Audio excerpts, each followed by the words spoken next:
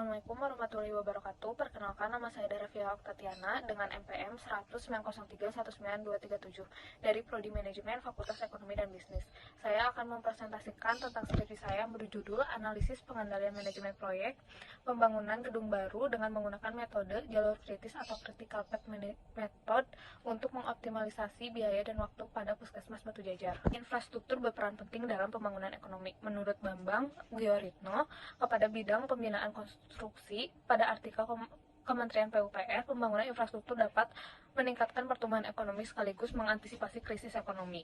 Indonesia memiliki program dalam bidang infrastruktur, yaitu program proyek strategi nasional yang dilakukan oleh Kementerian PUPR. Salah satu programnya adalah pembangunan fasilitas kesehatan dan rumah sakit. Jika fasilitas kesehatan dan rumah sakit memiliki kualitas yang bagus, hal tersebut akan meningkatkan kualitas sumber daya manusia yang mempercepat pencapaian pembangunan nasional. Bangunan gedung baru Puskesmas Batu Jajar dilakukan oleh PT Jember Utama. PT Jember Utama adalah perusahaan kontraktor. Perusahaan ini dalam pembangunan gedung baru Puskesmas Batu Jajar belum menggunakan metode jalur kritis. Dalam pembangunannya mereka menggunakan pengalaman sebelum-sebelumnya saja untuk perencanaan pembangunan.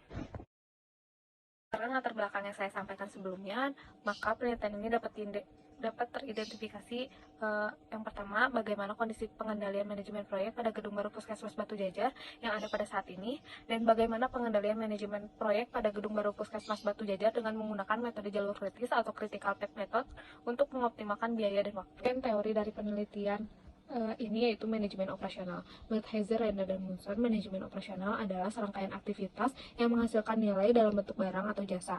Adapun beberapa keputusan operasional yang salah satunya manajemen proyek. Middle teori penelitian ini yaitu manajemen proyek. Menurut Project Management Institute, manajemen proyek adalah aplikasi pengetahuan, keterampilan, alat bantu, dan teknik untuk memenuhi kebutuhan proyek yang dijalankan melalui proses planning, executing, monitoring, dan controlling dan closing. Aplikasi teori dari penelitian ini yaitu Critical Path Method atau CPM atau metode jalur kritis. CPM pertama kali digunakan pada tahun 1950 sebagai alat untuk membantu pembangunan dan pemeliharaan pabrik kimia. Menurut Heiser, Render, dan Munson, CPM dapat membantu untuk menjadwalkan dan memantau dan mengendalikan proyek.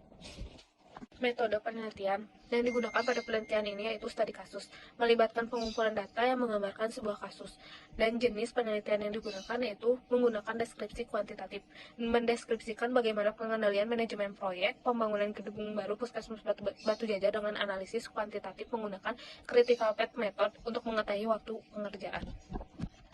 Dapat dilihat pada networking diagram yang memiliki tanda panah berwarna merah yang memiliki nilai flag 0 atau kegiatan yang tidak bisa ditunda atau tidak memiliki waktu luang. Dengan menggunakan critical path method, penyelesaian proyek dapat diselesaikan 203 hari. Dengan perhitungan awal oleh perusahaan, dapat menyelesaikan 210 hari. Hal tersebut dapat mengefisiensikan waktu sebesar 3%.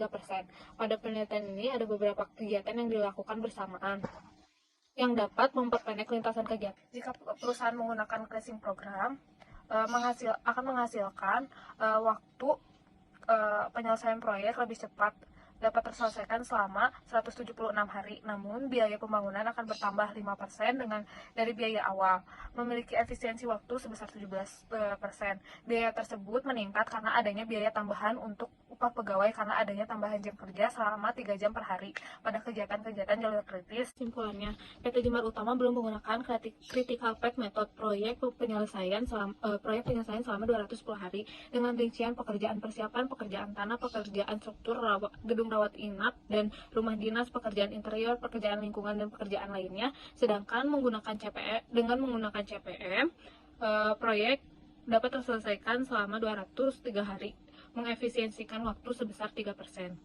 Jika dilakukan perhitungan menggunakan crashing program, dapat mempersingkat waktu menjadi 173 hari, dapat mengefisiensikan waktu sebesar 17%, namun jika perusahaan melakukan crashing program, biaya pembangunan akan bertambah sebesar 5,3%. Sekian presentasi dari saya, terima kasih. Assalamualaikum warahmatullahi wabarakatuh.